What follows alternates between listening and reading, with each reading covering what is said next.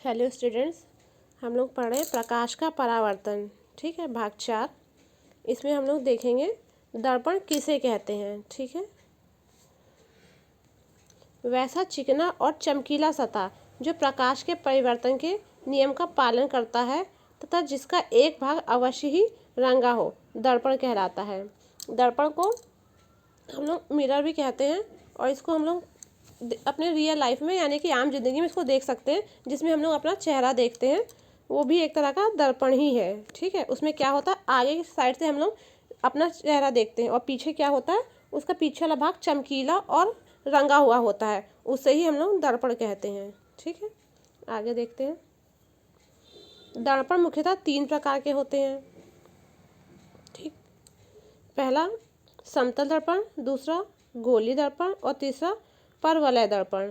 ठीक है, तो पहले देखते हैं हम लोग समतल दर्पण। वैसा दर्पण जिसका परावर्तक सतह समतल हो उसे ही समतल दर्पण कहते हैं। इसमें बना प्रतिबिंब हमेशा सीधा, काल्पनिक और वस्तु के बराबर होता है। यानी कि समतल दर्पण में जो भी प्रतिबिंब बनता है वो हमेशा सीधा, काल्पनिक और वस्तु के बराबर बनेगा। यानी कि वस्तु जितनी छोटी है उतना छोटा उसका प्रतिबिंब बनेगा, और अगर वस्तु बड़ी है तो उतना ही बड़ा प्रतिबिंब बनेगा। ठीक है, जैसे कि इस चित्र में देख सकते हैं कि वस्तु अगर 10 सेंटीमीटर की दूरी पर रखी गई है, ठीक है, तो वस्तु का प्रतिबिंब भी 10 सेंटीमीटर की दूरी पर ही बनेगा। और अगर वस्तु 3 सेंटीमीटर की है तो उसकी वस्तु का प्रतिबिंब भी 3 सेंटीमीटर का ही बनेगा। ठीक है, इस चित्र में एकदम साफ दिख रहा है। ठीक, जैसे दर्पण से वस्तु की दूरी 10 सेंटीमीटर तो प्रतिबिंब की दूरी कितनी होगी, 10 सेंटीमीटर ही होगी। ठीक, अगर वस्तु की ऊंचाई है 3 सेंटीमीटर तो वस्तु का प्रतिबिंब भी 3 सेंटीमीटर पर ही बनेगा। ठीक, आगे देखते हैं। एक समतल दर्पण के सामने, इसको एक और बार देख लेते हैं। एक समतल दर्पण के सामने 15 सेंटीमीटर की दूरी पर 5 फीट का एक आदमी है तो क्या होगा, उसका प्रतिबिंब कैसा बनेगा, 15 सेंटीमीटर की दूरी पर ही उसका प्रतिबिंब बनेगा। ठीक है, और आदमी से प्रतिबिंब की दूरी हो गई 15 सेंटीमीटर, यानी कि दर्पण से दूरी कितनी होगी वस्तु की, 15 सेंटीमीटर, और दर्पण से आदमी की दूरी कितनी होगी, 15 सेंटीमीटर। लेकिन आदमी से प्रतिबिंब की दूरी कितनी रहेगी, इसको टोटल हम लोग कर लेंगे तो 15 30 सेंटीमीटर दूरी हो जाएगी। ठीक है, आगे देखते हैं। यदि कोई वस्तु समतल दर्पण के सामने v वेग से चलता है तो उसका प्रतिबिंब कैसे बनेगा। पहला, वस्तु के सापेक्ष में 2 वेग से चलेगा। ठीक है, वस्तु के सापेक्ष में v वेग से चलेगा। जैसे एक व्यक्ति 10 मीटर पर सेकंड के वेग से समतल दर्पण की ओर चल रहा है। ठीक, तो व्यक्ति के सापेक्ष में प्रतिबिंब का वेग कितना होगा, यानी कि जो वेग होता है प्रतिबिंब में वो उसके 2 गुना हो जाती है। ठीक है, तो अगर वो किस वेग से 10 मीटर पर सेकंड के वेग से चल रहा है तो उसका कितना प्रतिबिंब में वेग बनेगा, 2 गुणे v, यानी कि v मतलब वेलोसिटी, वेग। ठीक है, तो 2 गुणे 10 करेंगे तो हमारा कितना आ जाएगा, 20 मीटर पर सेकंड आ जाएगा। ठीक है, उसके बाद दर्पण के सापेक्ष में प्रतिबिंब का वेग कितना होगा, 10 मीटर पर सेकंड होगा। ठीक, आगे देखते हैं। किसी समतल दर्पण में किसी वस्तु का पूरा प्रतिबिंब दिखाई देने के लिए वस्तु की ऊंचाई कम से कम आधी ऊंचाई दर्पण की होनी चाहिए। मतलब अगर समतल दर्पण में हम लोगों को किसी भी वस्तु का प्रतिबिंब पूरा देखना है, ठीक है, पूरा प्रतिबिंब देखना है कि जितना वस्तु है उतना ही प्रतिबिंब भी पूरा पूरा दिखाई दे, तो इसके लिए दर्पण क्या होना चाहिए, उस ऊंचाई का आधा होना चाहिए। मतलब वस्तु का जितनी ऊंचाई है उसका आधा दर्पण तो होना ही चाहिए उतनी ऊंचाई का। ठीक, आगे जैसे एक 5 फुट का आदमी किसी समतल दर्पण के सामने अपना पूरा प्रतिबिंब देखना चाहता है तो दर्पण का लंबाई कम से कम 2.5 फुट का होना चाहिए। ठीक है, आगे देखते हैं गोलीय दर्पण। गोलीय दर्पण किसे कहते हैं। ठीक, इसमें देखेंगे ऐसा दर्पण जिसका परावर्तक सतह एक खोखले गोले का भाग होता है गोलीय दर्पण कहलाता है। ठीक है, जैसे कि ये गोला हो गया, तो ये गोला है, इसका ही भाग होता है हमारा गोलीय दर्पण। ठीक है, तो इसको ये भी दर्पण दो प्रकार के होते हैं, एक होता है अवतल दर्पण और दूसरा होता है उत्तल दर्पण। इसी को हम लोग आगे पढ़ेंगे। अवतल दर्पण, अवतल दर्पण में कैसा होता है? वैसा दर्पण जिसका परावर्तक सतह धंसा हुआ होता है अवतल दर्पण कहलाता है। अवतल दर्पण को अभिसारी दर्पण भी कहते हैं। जैसे ये हमारा गोला हो गया, ठीक है, तो इसके आधे भाग में को अगर हम लोग बीच से अगर कट कर देते हैं, जैसे यहाँ से, तो ये हमारा दो भाग में डिवाइड हो गया, दो भाग में बट गया। तो अगर इसके पीछे अगर परावर्तक सतह बना दे, यानी कि पीछे अगर किसी तरह का पेंट किया हो, ठीक है, ये, ठीक है, तो ये दो भाग में हमारा गोला बट गया। ठीक, ये तो पीछे हमारे इसके पेंट किया हुआ है, तो ये जो आगे वाला भाग है ये हमारा क्या बन गया? ये दर्पण का काम करेगा। ठीक है, तो इसको क्या बोलते हैं? अवतल दर्पण बोलते हैं। इसमें अभी जैसे हमने पढ़ा कि धंसा हुआ होता है, ठीक है, परावर्तक सतह धंसा हुआ होता है, तो जैसे ये परावर्तक सतह धंसी हुई है, ठीक, इसलिए इसे क्या बोलते हैं?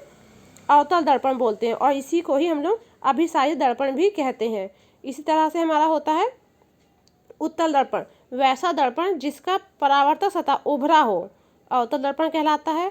अवतल दर्पण को अपसारी दर्पण कहते हैं। जैसे कि इस चित्र में देख सकते हैं कि ये जो हमारा दर्पण है, इसका ये परावर्तक सतह है, ठीक है, तो इसके आगे का भाग कैसा है? उभरा हुआ है, तो इस भाग को हम लोग क्या बोलेंगे? उत्तल दर्पण बोलेंगे। ठीक, तो हमारा ये दो दर्पण हो गया। पहला अवतल दर्पण, अवतल दर्पण में क्या होता है? परावर्तक सतह अंदर की ओर धंसा हुआ होता है, ठीक, और उत्तल दर्पण में परावर्तक सतह क्या होती है? उभरी हुई होती है, जैसे कि ये उभरा हुआ है। ठीक, तो अवतल दर्पण को क्या बोलेंगे? अभिसारी दर्पण, और उत्तल दर्पण को अपसारी दर्पण बोलते हैं। ठीक है, आगे देखते हैं। गोलीय दर्पण से संबंधित कुछ चीज़ें हैं जिसको बता देते हैं। पहला है ध्रुव, दूसरा वक्रता त्रिज्या, तीसरा है वक्रता केंद्र, चौथा फोकस, पांचवा फोकस दूरी, प्रधान अक्ष और द्वारक। ठीक है, इसको चित्र के माध्यम से बता देते हैं। चित्र में जैसे कि हमारा गोलीय दर्पण हो गया, एक ये और एक ये, ठीक है, तो ये दोनों दर्पण एक गोले का ही भाग होता है। तो उसमें अगर हम बीचों बीच से जो लाइन लेके जाते हैं, जैसे ये लाइन गई है, तो इसको क्या बोलेंगे? प्रधान अक्ष बोलेंगे। ये बीच से जो लाइन जाती है इसको प्रधान अक्ष बोलते हैं। और इसके इस गोले का जो बीच का भाग होता है उसको बोलते हैं वक्रता केंद्र। ठीक है, वक्रता केंद्र को किससे लिखते हैं? सी से लिखते हैं। उसके बाद हमारा हो गया फोकस, त्रिज्या, और दर्पण में जो परावर्तक सतह होता है उसके बीच के भाग से जो प्रधान अक्ष की रेखा जाती है और परावर्तक सतह को जहाँ बीचों बीच में काटती है उस बिंदु को क्या बोलते हैं? ध्रुव बोलते हैं। जैसे ये है हमारा ध्रुव, ये जो बिंदु काट रहा है यहाँ पे, ये ध्रुव है।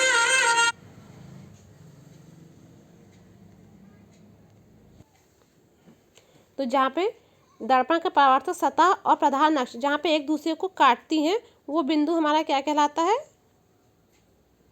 ध्रुव कहलाता है। ध्रुव को हम लोग किससे लिखते हैं?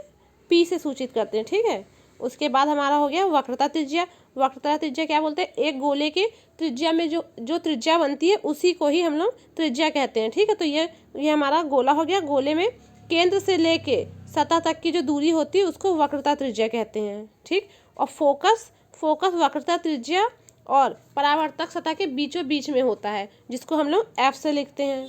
ठीक, ये सब समझ में आ गया। आगे देखेंगे वक्रता केंद्र किसे कहते हैं। अब इसको हम समझा देते हैं। वक्रता केंद्र किसे कहते हैं? जिस खोखले गोले का बना होता है उसके केंद्र को ही वक्रता केंद्र कहते हैं। ठीक है, जैसे कि हमारा ये गोला हो गया, ठीक, उसके बीच में जो केंद्र है इसी केंद्र को ही हम लोग बोलते हैं वक्रता केंद्र, और जिसे हम लोग सी से डिनोट करते हैं, सी से सूचित करते हैं। ठीक, उसके बाद हो गया दर्पण का ध्रुव किसे कहते हैं। इसे अभी समझाया था कि दर्पण के मध्य बिंदु को दर्पण का ध्रुव कहा जाता है और इसे पी से सूचित किया जाता है। ठीक है, उसके बाद हमारा हो गया प्रधान अक्ष। प्रधान अक्ष किसे कहते हैं? प्रधान अक्ष गोलीय दर्पण की वक्रता केंद्र और फोकस से होकर जाने वाली रेखा को प्रधान अक्ष कहते हैं। ठीक है, वक्रता केंद्र और फोकस और ध्रुव के बीचों बीच से जो रेखा जाती है उसे क्या बोलते हैं? प्रधान अक्ष बोलते हैं। ठीक है, इसे एक्स और एक्स डैश एक्सिस से सूचित किया जाता है। ठीक, अब पढ़ेंगे दर्पण का द्वारक किसे कहते हैं। ठीक है, ये द्वारक किसे कहते हैं? दर्पण की चौड़ाई को ही दर्पण का द्वारक कहते हैं। जैसे कि हमारा दर्पण हो गया, ये दर्पण हो गया। ठीक, इसके पीछे हमारा ये चिकना पार्ट हो गया जो कि रंगा हुआ होता है, और उसके बाद जो ये जो दूरी होती है इसे हम लोग बोलते हैं दर्पण का द्वारक, यानी कि दर्पण की चौड़ाई को ही दर्पण का द्वारक कहते हैं। यही हमारा द्वारक है। ठीक है, आगे देखेंगे वक्रता त्रिज्या किसे कहते हैं। गोली दर्पण के वक्रता केंद्र और उसके ध्रुव के बीच की दूरी को वक्रता त्रिज्या कहते हैं। ठीक है, जैसे एक गोले में क्या होता है, वक्रता केंद्र होता है। वक्रता केंद्र से किनारे तक जाने पर जो हमारा त्रिज्या बनता है उसी को ही दर्पण का वक्रता त्रिज्या कहते हैं। ठीक है, और इसे हम लोग किससे लिखते हैं? आर से लिखते हैं, आर से लिखते हैं।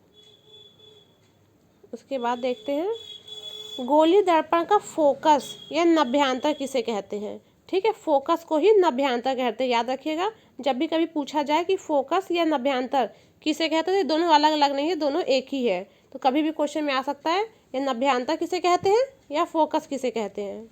ठीक, अब देख लेते हैं कि किसे कहते हैं। गोली दर्पण के प्रधान अक्ष के समांतर आती प्रकाश की किरणें परावर्तन के बाद प्रधान अक्ष के जिस बिंदु में मिलती है या मिलती हुई प्रतीत होती है उस बिंदु को ही गोली दर्पण का फोकस कहा जाता है। ठीक है, और इसे किससे सूचित किया जाता है? एफ से सूचित किया जाता है।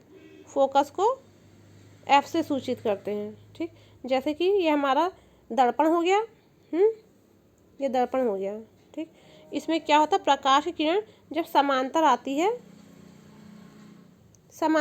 है तो उसमें परावर्तन के बाद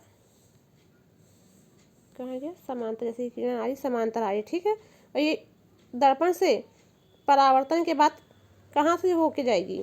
समांतर किरणें हमेशा फोकस से होकर जाती हैं। तो ये जो हमारा बनेगा, ये जहाँ पे बनेगा इसको हम लोग क्या बोलेंगे? फोकस बोलेंगे।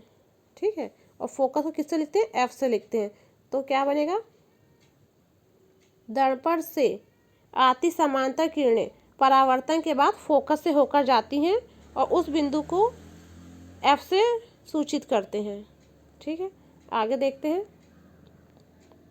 इसमें 2-3 क्वेश्चन हैं, उसको देख लेते हैं। पहला, अवतल दर्पण का दूसरा नाम क्या है? अभी पढ़ा था हम लोगों ने। अवतल दर्पण का दूसरा नाम है अभिसारी दर्पण। ठीक है, आगे उत्तल दर्पण का दूसरा नाम क्या है? अपसारी दर्पण। ठीक है, इसके बाद देखेंगे हम लोग अवतल दर्पण की फोकस दूरी चिन्ह कैसा होता है। ठीक है, अब इसमें देखते हैं, अभी आपको समझाते हैं इसमें कैसे होता है। जैसे कि हमारा दर्पण हो गया। ठीक है, ये दर्पण हो गया और इसको हम लोग चिन्ह से अगर दिखाते हैं, चिन्ह परिपाटी के हिसाब से इसको हम लोग एक्सिस में बांट देते हैं। ठीक है, अगर इस साइड होगा हमारे माइनस की साइड होगा तो ये हमारा फोकस माइनस में होगा, और ये अगर प्लस के साइड होगा तो हमारा फोकस ऋणात्मक होगा। ठीक है, तो अवतल दर्पण में हमारा जो फोकस है वो इस साइड बनता है। ठीक है, यानी माइनस की साइड बनता है। ठीक, तो जब ये हमारा माइनस की साइड बनेगा फोकस, तो हम लोग इसे क्या बोलेंगे? फोकस दूरी क्या होगी? ऋणात्मक होगी। और इसी तरह ठीक अवतल दर्पण है। अवतल दर्पण में फोकस दूरी हम लोगों की किस साइड होती है? ये गया हमारा प्रधान अक्ष और ये हमारा वक्रता केंद्र हो गया, यहाँ फोकस हो गया। ठीक है, तो अब जब हम इसमें भी चिन्ह परिपाटी के हिसाब से देखेंगे तो ये हमारा एक्स का माइनस हो जाएगा और ये एक्स का प्लस एक्सिस हो जाएगा। ठीक है, तो इसमें जब फोकस दूरी प्लस के साइड बन रही है तो हमारा जो फोकस दूरी होगा वो हमारा धनात्मक होगा, क्योंकि हमारा प्लस के साइड बन रहा है। ठीक है, इसलिए हम लोग अवतल दर्पण में जो फोकस दूरी होगी वो हमेशा ऋणात्मक होगी और उत्तल दर्पण में जो फोकस दूरी होगी वो हमेशा धनात्मक होगी। ठीक है, आगे देखेंगे।